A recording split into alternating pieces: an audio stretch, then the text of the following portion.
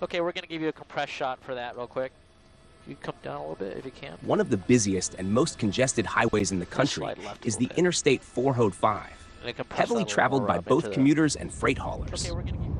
It is not an exaggeration to say nearly 500,000 vehicles are on this road each year, and it is not slowing down at any time soon. Apart from the semi-trailers, this freeway serves a number of airports, universities, and stadiums, increasing the pressure on the road each year. What we are concerned about is a particular section that may ease some of this pressure on the 405, and this is the cities of southern Los Angeles, Torrance, Lawndale, Hawthorne, as well as Manhattan Beach, Hermosa, El Segundo, Redondo Beach, and the Palos Verdes communities.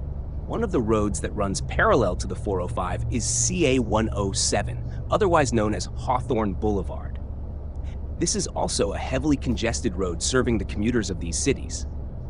So we have these two extremely congested roads leading to the same endpoint, the Los Angeles Airport, also known as LAX.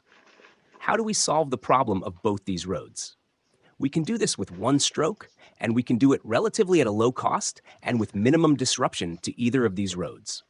If we look at Google Maps, starting at the junction of Hawthorne Boulevard and Pacific Coast Highway, the PC1, and head over to LAX Airport, it will take more than 45 minutes to travel the 12 miles, when it should take 10 to 12 minutes. It also jumps onto the 405, creating even more congestion.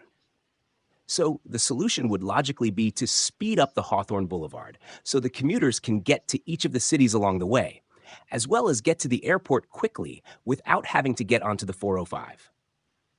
At this point in time, the traffic signals are based on an antiquated system, where the sensors on the road decide where there are more cars at each side of the intersection, and the lights change accordingly.